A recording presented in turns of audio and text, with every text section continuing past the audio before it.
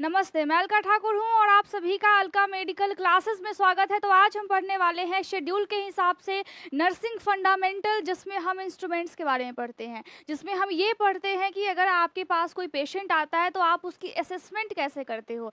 Assessment का मतलब क्या है, यहाँ पे मैंने एक शब्द का इस्तेमाल किया है और वो है असेसमेंट। और वो क्या होता है, देखिए यहाँ पे सबसे पहले मैं आपको एक चीज़ बता देती हूँ कि हमारे पास बॉडी में इस तरीके का पूरा जाल बिछा हुआ है। अब ये जो लाल रंग का आपको दिख रहा है वो क्या है, वो है आर्टरीज। लाल रंग का क्या है, आर्टरीज है, ठीक है। लेकिन जो ब्लू कलर का है वो ब्लू क्या है, ब्लू है आपका वेन्स।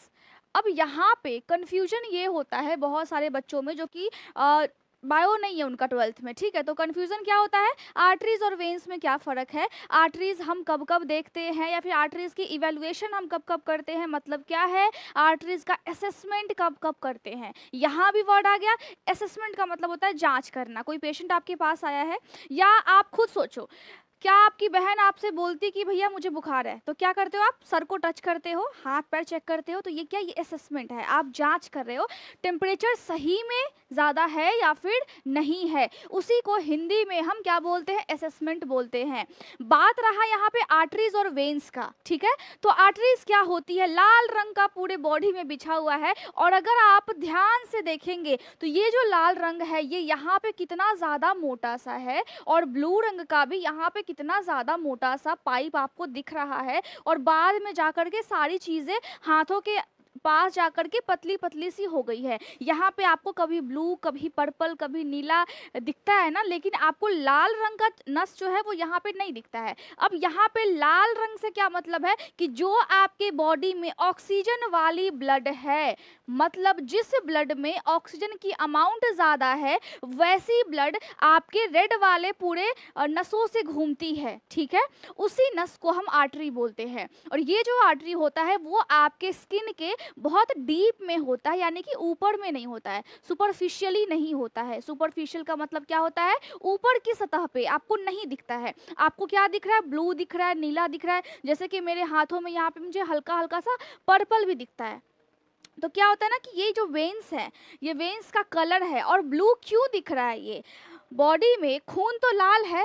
अब भाई लाल तो एक चीज़ हमें दिख रही है कि लाल नस है, लाल आर्टरी है, लेकिन ये जो ब्लू है इसका कुछ हमें समझ नहीं आ रहा है। ब्लू इसीलिए दिखता है क्योंकि जो ब्लू वाली नसों से कार्बन डाइऑक्साइड वाली ब्लड बहती है। क्या बहती है, वैसी ब्लड जिसमें कार्बन डाइऑक्साइड की मात्रा ज़्यादा होती है, वैसी जो ब्लडें होती हैं, वैसी जो खून होती है वो आपके बॉडी में कहाँ से घूमती है, ब्लू वाली नसों से घूम रही है। तो उस नस को हम वेन बोल रहे हैं। क्योंकि कार्बन डाइऑक्साइड की मात्रा ज्यादा है, इसीलिए ब्लड का जो रिफ्लेक्शन अगर कलर देखते हैं नस का तो वो ब्लू रंग का हमें दिखता है, गाढ़ा सा ब्लू रंग का हमें दिखता है। और बाद में जो पतली हुई जाती है वो क्या होते हैं, वो वेन्स पतले पतले से हो जाते हैं, क्योंकि हर एक ऑर्गन को, हर एक टिश्यू को, हर एक लेयर को हमारे बॉडी के ब्लड चाहिए। बहुत छोटा छोटा सा ब्लड का क्या मतलब है कि ब्लड की जो अमाउंट है वो पतली वाली नसों से पूरे बॉडी में जाती है। लेकिन जाती बॉडी में किस वाले नस से है, यानी कि आर्टरीज से शुद्ध खून, जो कि हार्ट ने क्या किया, हार्ट आपका इस तरीके से है और ऐसे ही जाल बिछा हुआ रहता है। कंफ्यूज नहीं होना है, बिल्कुल आपका जो बॉडी है वो अंदर से एकदम प्लेन, एकदम खाली बिल्कुल नहीं रहेगा। ऐसा जाल यहाँ पे बिछा हुआ रहता है। और यहाँ पे जो हार्ट जो है वो क्या करता है, हार्ट क्या करता है, हार्ट के पास पूरे बॉडी से वेन्स के माध्यम से, ब्लू कलर वाले वेन्स के माध्यम से पूरे बॉडी का जो CO2 वाला खून है, डीऑक्सीजनेटेड जो ब्लड है वो हार्ट में जाता है। फिर यहाँ पे राइट एट्रियम, राइट वेंट्रिकल, फिर यहाँ से ये लंग्स को भेजता है, फेफड़े को भेजता है। अब जब हम सांस लेते हैं तो फेफड़ा क्या कर रहा है, सांस के थ्रू ऑक्सीजन गया, फेफड़ा क्या करता है, फेफड़ा अपने फेफड़ा में जो भी ब्रांचेस होते हैं वहाँ पे फिर गैस का एक्सचेंज होता है। अब फेफड़ा क्या किया कि इस वाले CO2 वाले ब्लड को वहाँ पे ऑक्सीजन वाले ब्लड से कन्वर्ट कर दिया, क्योंकि वहाँ पे ऑक्सीजन ज़्यादा हो गया। इसका मतलब है कि जो खून है वो प्योर हो गया, खून में ऑक्सीजन की अमाउंट ज़्यादा हो गई। अब फिर से वो साफ करके हार्ट के इधर लेफ्ट वाले एट्रियम यानी ऊपर वाले पोर्शन में भेजेगा। नीचे वाले पोर्शन को हम वेंट्रिकल बोलते हैं, तो दाएं साइड में लेफ्ट वेंट्रिकल, और फिर वहां से पूरे बॉडी में लाल रंग के ही आर्टरी से पूरे बॉडी में खून पहुंचता है। और जहां पर ये लाल वाली आर्टरी पतली हो जाती है उसको हम कैपिलरी बोलते हैं। जहां पे ये पतली हो गई उसको हम क्या बोलेंगे? कैपिलरी बोलेंगे। ठीक है, तो याद रखना है कि पूरे बॉडी में ऑक्सीजन कहाँ से मिलता है?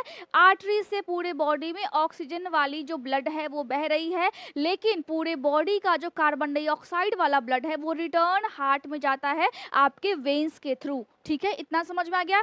अब एक और चीज, जब हम वेन्स को टच करते हैं तो हम ये भी देखते हैं कि ये क्या हो रहा है ना, ये हल्का सा बीट्स इसमें आपको सुनाई दे रहे हैं, हल्का सा ये धड़क रहा है जैसे कि हार्ट आपका धड़कता है। तो आज का जो टॉपिक है वो क्या है? आज का जो हमारा टॉपिक है वो है पल्स। क्या टॉपिक है? इतना सब कुछ समझाने का ये मतलब था कि आपको समझ में आ जाए कि आपका आर्टरी और वेन्स किस तरीके से काम करता है। मैंने थोड़ा सा आपको बताया है। पल्स आज का टॉपिक है, और नर्सिंग फंडामेंटल में इससे पहले भी हमने बहुत सारे टॉपिक को कवर किया है, और जा करके आप यूट्यूब के प्लेलिस्ट पे देख सकते हो या फिर अलका मेडिकल क्लासेस ऐप पे आप देख सकते हो। इन दोनों के जो लिंक है वो डिस्क्रिप्शन में रहते हैं, और पहले वाले कमेंट में भी आपको मिल जाएंगे। डाउट होता है तो टेलीग्राम ग्रुप पे आपको पूछना है। ठीक है, आपको डिस्क्रिप्शन में, वीडियो के डिस्क्रिप्शन में सारे लिंक्स मिल जाएंगे, जा करके आप वहाँ से चेक कर सकते हो, ज्वाइन कर सकते हो, और क्लासेस बिल्कुल फ्री है। हमेशा आप पूछते हो कि मैम क्लासेस पेड है, कितने पैसे देने पड़ेंगे? कोई पैसे आपको नहीं देने हैं, बिल्कुल फ्री है, ताकि आपको समझ में आ पाए। ऑलरेडी आप एक ऐसे कोर्स को कर रहे हो ना जहाँ पे बहुत ज़्यादा फी लगता है, तो मेरा फी लेने का मतलब कोई बनता नहीं है। ठीक है, तो आज का टॉपिक पल्स है। तो पल्स किस चीज से चेक करते हैं?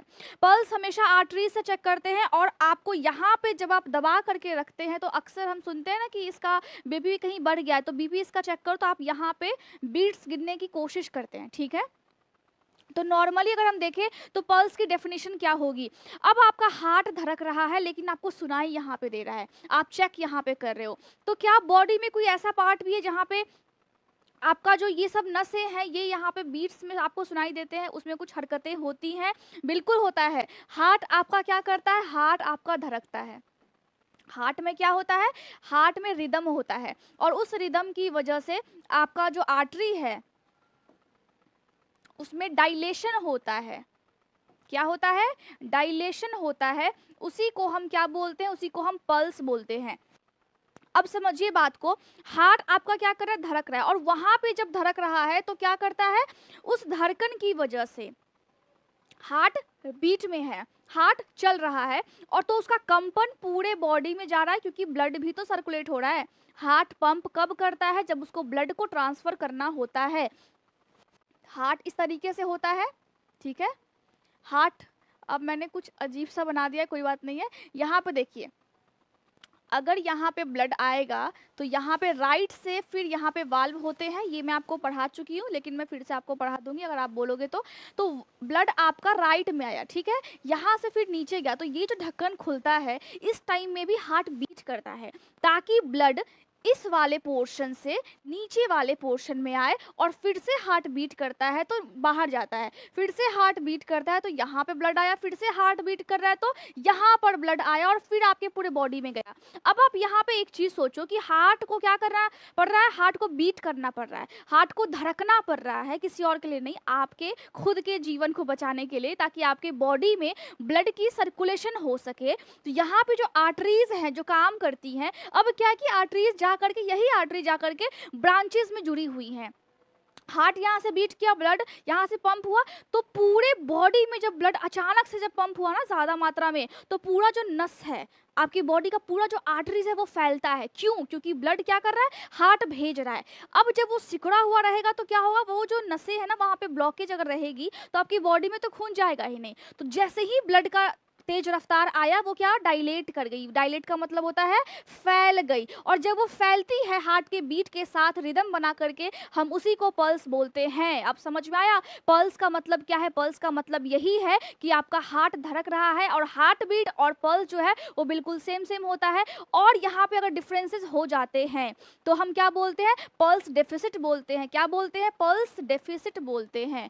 पल्स डेफिसिट बोलते हैं, यानी कि पल्स सही से काम नहीं कर रहा है। कभी कभी आपने ये भी देखा होगा कि हार्ट की जो बीट होती है वो इरेगुलर हो जाती है, एक समय पे वो सही टाइम पे काम नहीं कर रही होती है। इसका टाइमिंग होता है, हार्ट बीट करने की टाइमिंग होती है, और अगर वो टाइमिंग से इधर से उधर हुआ, इसका मतलब है कि हार्ट में आपके प्रॉब्लम होना शुरू हो गई है। तो हार्ट बीट कर रही है, साथ में आपका जो ये जो आर्टरी है वो डायलेट कर रहा है, तो वो ध्यान रखती है। हार्ट बीट किया, आर्टरी डायलेट किया, ब्लड आया, ब्लड फ्लो हुआ, तो ये क्या हो रहा है, ये क्या एक सिस्टमेटिक टाइप से आपकी बॉडी में सर्कुलेशन हो रहा है। सिस्टमेटिक सर्कुलेशन का मतलब क्या होता है, पूरे बॉडी में सर्कुलेट होना किसी भी चीज का। तो यहाँ पर ब्लड का सर्कुलेशन होता है, जिसकी वजह से यहाँ पे हार्ट बीट करते हैं और pulse dilate, sorry artery dilate होता है, तो उसी को हम पल्स बोलते हैं। डिफरेंसेस कभी कभी हो जाते हैं जिसकी वजह से आपकी बॉडी में दिक्कत होती है। पल्स अगर ठीक नहीं है, इसका मतलब है कि हार्ट में प्रॉब्लम आना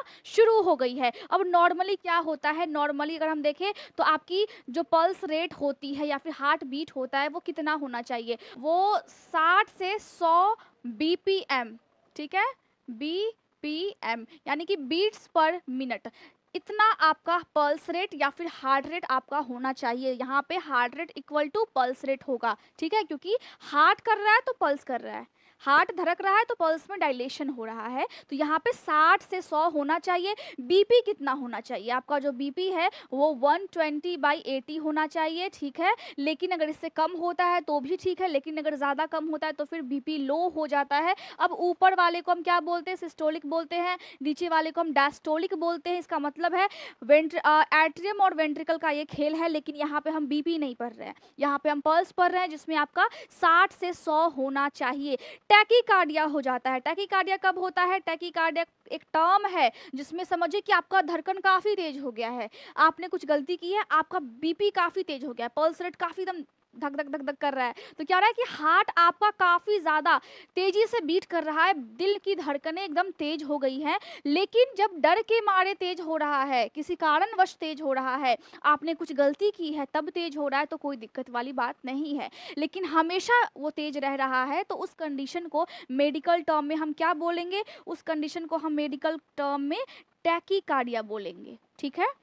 दिल की धड़कनें हमेशा तेज रहती है, आप चलते हो हमेशा तेज हो जाता है, हल्का सा तेज होता है, आप व्यायाम करते हो तेज होता है, लेकिन आप रेस्ट में भी हो तभी भी तेज है, तो उस कंडीशन में गड़बड़ है आपके बॉडी में। तो उस कंडीशन को हम टैकीकार्डिया बोलते हैं, जब आपका पल्स रेट, हार्ट रेट ज़्यादा तेज हो जाए, 60 से 100 बीट पर मिनट पे, के से ज़्यादा जब हो जाए तो, ठीक है। लेकिन आपका हार्ट रेट काफ़ी कम हो रहा है, आप क्या करें, ब्रैडी, इसको हम बोलते हैं, आपका जो हार्ट रेट है वो काफ़ी कम हो रहा है, ब्रैडीकार्डिया। अब क्या हो रहा है कि हमेशा आपका दिल का धड़कन काफ़ी कम है। अब डॉक्टर क्या कर रहे हैं, डॉक्टर मापने की कोशिश कर रहे हैं, लेकिन तभी भी कम आ रहा है। आप एक्सरसाइज कर रहे हो तभी भी कम है, आप चल रहे हो तभी भी कम है, तो वो भी एक प्रॉब्लम है, तो भी वहाँ पे हार्ट में दिक्कत है, तो उसको हम ब्रैडीकार्डिया बोलते हैं। और ये 60 से 100 से 60 से लेकर के 100 से ये कम रहता है, इसमें ज़्यादा रहता है। ये दोनों क्या है, ये दोनों मेडिकल टर्म्स है, ठीक है। अब हम किसी का अगर पल्स लेंगे, अगर पल्स लेते हैं तो आर्टरीज के माध्यम से लेते हैं, तो अब हम अगर किसी का पल्स लेंगे तो कैसे लेंगे। सबसे पहली बात, जो पल्स के जो नॉर्मली साइट है, जो जगह है जहाँ से हम पल्स को मापते हैं, वो कौन कौन सा बॉडी में मेन पार्ट है जहाँ पे आर्टरीज थोड़ी सी सुपरफिशियल है, मतलब क्या है, थोड़ा सा ऊपर वाले लेयर में है, और हमें बिल्कुल फील होता है कि अगर हार्ट बीट कर रहा है तो वहाँ भी डायलेशन हो रहा है, और वहाँ हमें स्पर्श से, टच करने से वहाँ हमें समझ में आ रहा है कि हाँ पल्स हम यहाँ से चेक कर सकते हैं, ठीक है। सबसे पहला टेम्पोरल। अब टेम्पोरल का मतलब क्या है, कान के पास वाले हड्डी को हम क्या बोलते हैं, टेम्पोरल बोन बोलते हैं। तो यहाँ पे जो ये वाला पार्ट है ना कान का, ये जो यहाँ पे अगर आप टच करोगे तो आपने, अगर मैं आपको बताऊंगी एक बार प्रैक्टिकली भी, लेकिन यहाँ पे देखिए, ये कान का ये वाला पार्ट है। अब इस पार्ट से यहाँ पे अगर आप टच करोगे और आप शांत रहोगे, मेरी तरह आप बोलोगे नहीं, तो क्या होगा, वहाँ पे आपको फील होगा, वहाँ पे आपको आर्टरीज फील होगा, जो कि वो वहाँ पे आपको डायलेशन वहाँ पे महसूस होगा, वो धड़क रहा है, जैसे हार्ट है ना यहाँ पे, तो यहाँ पे, हाँ, यहाँ पे आपको महसूस होगा। तो यहाँ से भी आप पल्स को चेक कर सकते हो। और ये कब चेक करते हैं? जब आपको किसी भी मरीज़ का हेड टू टो यानी कि सर से लेकर के पाँव तक असेसमेंट करना पड़ता है, उसका जाँच करना पड़ता है कि पेशेंट की बॉडी में कुछ दिक्कत है या फिर नहीं है, ठीक है? तो यहाँ पे हम कब चेक करेंगे? टेम्पोरल में कब चेक करेंगे? जब पूरे बॉडी की जाँच होनी है। पेशेंट आया है, बहुत ज़्यादा वो तकलीफ़ में है, बहुत ज़्यादा वो परेशान है, मुझे समझ नहीं आ रहा डॉक्टर साहब क्या किया जाए, मुझे समझ नहीं आ रहा है नर्स क्या किया जाए, मेरे बॉडी में ये प्रॉब्लम है। अब क्या हो रहा है? अब उसको लक्षण समझ में नहीं आ रहा है। अब बेचारा जब लक्षण बताएगा भी, तो आप क्या करोगे? आप पहले उसकी असेसमेंट करोगे, ठीक है? तो हेड टू टो कब होता है? हेड टू टो होता है तब जब आपको टेम्पोरल में आपको चेक करना है, तो उस टाइम में हेड टू टो आपको करना है। तो आप यहाँ से सबसे पहले चेक कर सकते हो। ये जो कान का पोर्शन है, ये वाला जो निकला हुआ भाग है, इसको मैं बताऊंगी क्या बोलते हैं, ठीक है? तो अभी अगर मैं ज़्यादा बताऊंगी तो आप क्या हो जाओगे? कन्फ्यूज़ हो जाओगे। तो पल्स हम अभी बात कर रहे हैं ना, जब हम बोन बात करेंगे तो आपको मैं समझा दूंगी। ये वाला यहाँ पे आप टच करो, को किसने किसने टच कर लिया, ठीक है? तो यहाँ पे टेम्पोरल आप आर्टरी से यहाँ पे चेक कर सकते हो। दूसरा कैरोटिड आर्टरी यहाँ पे होता है। अब कैरोटिड आर्टरी जो होता है वो गले के दोनों साइड, यहाँ पे देखिए ट्रैकिया के बगल में, यहाँ पे अगर आप ये, हाँ, यहाँ पे आपको महसूस हो रहा है। और इस साइड भी आप, इस साइड मुझे फील नहीं हो रहा, लेकिन हाँ हाँ हाँ हाँ, यहाँ पे देखिए। एक चीज़ हमेशा ध्यान रखना है कि जब भी आपको पल्स यहाँ वाले आर्टरी से चेक करना है, तो पेशेंट का दोनों गला जा करके दबा नहीं देना है, वरना क्या होगा कि ब्लड का फ्लो रुक जाएगा। इस कैरोटिड आर्टरी की मदद से आपके फेस को, आपके ब्रेन को, आपके स्कल को, जो खोपड़ी है उसको क्या मिलता है? उसको खून मिलता है। तो यहाँ पे क्या करना है? यहाँ पे आपको पहले एक बार हल्का सा प्रेस करना है, हाँ फील हो रहा है। अब दूसरा क्या करना है? यहाँ पे हल्का सा प्रेस करना है, हाँ फील हो रहा है। तो यहाँ पे बारी बारी से प्रेस करना है, एक साथ दोनों दबा नहीं देना है, पेशेंट की जान चली जाएगी, फिर क्या होगा? केस होगा आपके ऊपर। तो यहाँ पे क्या करना है? कैरोटिड आर्टरी से जब हम चेक करते हैं किसी का भी पल्स, तो कब करते हैं? जब सीपीआर देना हो। यानी कि सीपीआर कब देते हैं हम पेशेंट को? जब उसको सांस नहीं आ रहा होता है, फिर जब उसकी जो ब्रीदिंग जो रेट है वो काफ़ी ज़्यादा कम हो जाती है, इंजरी हो गया, पेशेंट लग रहा है कि पेशेंट अभी कोमा में चला जाएगा, तो सीपीआर दिया जाता है। या फिर पेशेंट की सांस काफ़ी या पल्स काफ़ी ज़्यादा कम हुई जा रही है, तो सीपीआर देते हैं उसको इवोक करने के लिए, उसको जगाने के लिए। अब ये अगर मैं टॉपिक की बात करूँ ना, तो बहुत लंबा चौड़ा टॉपिक है सीपीआर, ठीक है? तो नॉर्मली समझिए कि जब भी सीपीआर देना हो, आप यहाँ से चेक कर सकते हो पहले, ठीक है? कैरोटिड आर्टरी की मदद से। उसके बाद है एपिकल। एपिकल क्या होता है? हार्ट के पास होता है। अब हार्ट जो है वो इस तरीके से, आपके दिल में हार्ट ऐसा नहीं होता है। सबसे पहली बात, हार्ट ऐसा तो बिल्कुल नहीं होता है। हार्ट का जो साइज होता है, शेप होता है, वो हल्का सा तिरछा टाइप का होता है, इस टाइप से वो तिरछा टाइप का होता है, ठीक है? तो यहाँ पे इतना क्लियर दिख नहीं रहा है, लेकिन तभी भी आप समझो हार्ट इस टाइप से हो जाता है यहाँ पे। तो ये जो एपिकल है, हार्ट के नीचे वाला पार्ट है, हार्ट का नीचे वाला पार्ट है। तो जहाँ पर निपल होता है, मेल है, मेल का निपल है, आपको निपल के जस्ट नीचे आपको समझ में आएगा। जब आप यहाँ से, ये जो बोन होता है, इस बोन से, ये तिरछा होता है ना बोन, जैसे ये क्लेविकल बोन है, ठीक है? यहाँ से फिर आप क्या करोगे? यहाँ पे मेजर करोगे और आप क्या करोगे? स्टर्नम के पास आओगे। स्टर्नम क्या होता है? बीच वाला भाग होता है। मैं इसीलिए आपको बोल रही हूँ कि ज़्यादा आपको नहीं बताना है, अभी सिर्फ उतना बताना है जितना आपको समझ में आ पाए। तो क्या हो रहा है कि आप पहले यहाँ से हड्डी को देखोगे, ठीक है? नॉर्मल भाषा में हड्डी को देखा आपने, अब निपल है। अब यहाँ से आपने आपको तिरछा आना है, और फिर यहाँ से 1 2 3 4 5, पांचवें पॉइंट पे आप निपल के पास आपको फील होगा, मेल या फिर फीमेल हो, आपको फील होगा कि यहाँ पे भी आपको धड़कन यहाँ पे महसूस हो रहा है, ठीक है? उसको हम क्या बोलते हैं? उसको हम बोलते हैं एपिकल आर्टरी, जिसमें आपको पल्स चेक किया जाता है। अब ये कब चेक किया जाता है? जब आपको हेड टू टो असेसमेंट करनी पड़ती है। और अगर किसी को भी डाइगोजिन अगर दवा देना है, तो उस कंडीशन में भी उस पेशेंट का यहाँ पे हार्ट के पास क्या किया जाता है? वो हार्ट के पास वहाँ पे पल्स रेट चेक करते हैं, तब जा करके डाइगोजिन देते हैं। और इस कंडीशन में लगभग 60 से 100 जो आपका हार्ट रेट है, जो आपका पल्स रेट है, उससे ज़्यादा होना चाहिए, ठीक है? या फिर इससे हल्का ऊपर होना चाहिए, तब जा कर के आप डाइगोजिन दवा दे सकते हैं, लेकिन ऐसे आप नहीं दे सकते हो। अब डाइगोजिन दवा क्यों देते हैं, इसको अभी आपको गूगल पे सर्च करना है, कुछ होमवर्क आपको भी मिलना चाहिए, ठीक है। तो यहाँ पे क्या है, एपिकल आर्टरी की मदद से आप क्या कर रहे हो, हेड टू टो असेसमेंट कर रहे हो, एग्जामिन कर रहे हो पेशेंट का। एग्जामिन का मतलब भी होता है जांच कर रहे हो, ठीक है। उसके बाद आता है ब्रैकियल आर्टरी। अब इसकी मदद से क्या करते हो, आप बीपी चेक करते हो। आप तो हमेशा देखते ही हो, यहाँ पे क्या है, यहाँ पे बीपी, यहाँ पे क्या हो रहा है, बीपी चेक, हाँ फील हो रहा है, हाँ बिल्कुल फील हो रहा है। तो यहाँ पे क्या करते हैं, ब्रैकियल आर्टरी होता है और ये इस साइड होता है, थोड़ा तिरछा साइड होता है, ऐसा नहीं कि एकदम बीच में होता है। देखो आप, केहूनी के साइड होता है। तो ब्रैकियल आर्टरी की मदद से बीपी चेक करते हैं।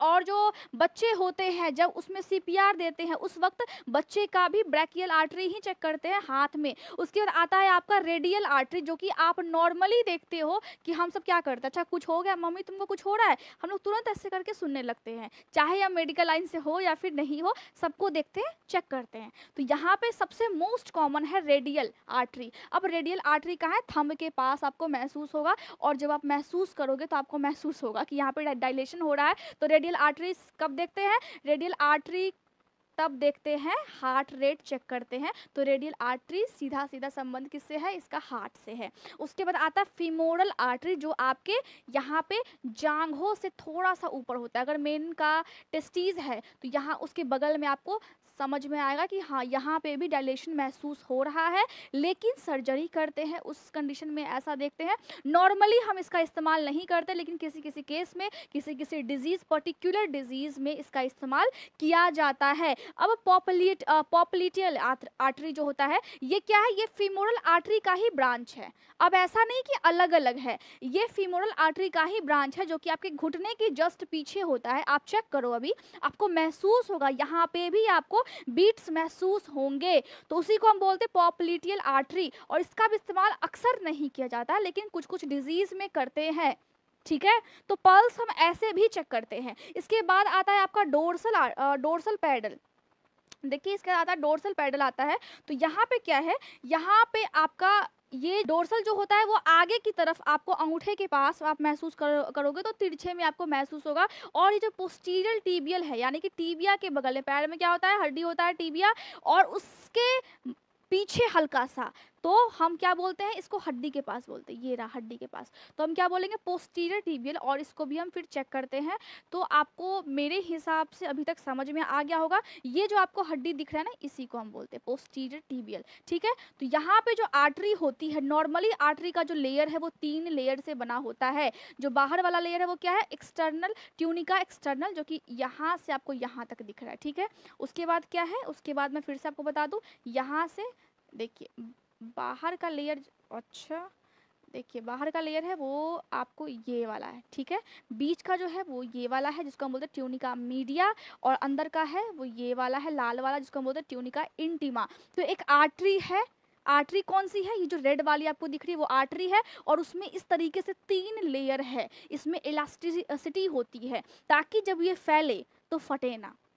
तो बॉडी का हर एक स्ट्रक्चर बड़े ही अच्छे तरीके से ऑर्गेनाइज है, बड़े अच्छे तरीके से डिटेल में आपकी बॉडी में काम की गई है भगवान के द्वारा, जिसकी मदद से आपकी बॉडी में सर्कुलेशन हो रहा है। और मैंने आज आपको बताया कि पल्स कैसे कैसे आपको चेक करना है, पल्स, बीपी कैसे चेक करते हैं, आप बीपी चेक करते हो, पल्स के द्वारा ही बीपी चेक होता है, हार्ट रेट आपका चेक होता है। तो इसका मतलब है कि आपको समझ में आ जाता है कि हार्ट हमारा ठीक से बीट कर रहा है, यानी कि धड़क रहा है या फिर नहीं धड़क रहा है, ठीक है। तो किसी और के लिए नहीं, खुद के लिए आपका हार्ट काम करता है, इसीलिए आपको खुद के लिए ही काम करना है और अपने सपनों के लिए काम करना है। नोट्स आपको बनाने हैं और कोशिश करना है कि आप अच्छे तरीके से पढ़ाई करो, क्योंकि बहुत इजी टॉपिक है, ज़्यादा मुश्किल नहीं है, लेकिन आपको याद रखना पड़ेगा। आपके पास अगर कोई पेशेंट आते हैं तो आपको उनको चेक करना है, आपको उनका असेसमेंट करना है। कैसे आप करोगे, एक बार आपने पढ़ लिया, 2 बार पढ़ लिया, 3 बार पढ़ लिया, प्रैक्टिस होते होते होते होते आपको ये कंठस्थ हो जाती है। तो टेंशन लेने वाली कोई बात नहीं है, बहुत मुश्किल नहीं है, चीज़ें बहुत आसान है, सिर्फ समझने का बस खेल है, ठीक है। बॉडी है, थोड़ा सा कॉम्प्लिकेशंस है बॉडी में, लेकिन एक बार अगर इस कॉम्प्लिकेटेड एरिया को हमने जान लिया तो हम पूरा जीवन अच्छे तरीके से जिएंगे, खुद भी जिएंगे और दूसरों को जीने के लिए प्रेरित भी करेंगे। तो मैं उम्मीद कर रही हूँ कि आपको आज का टॉपिक समझ में आ गया होगा। Thank you so much.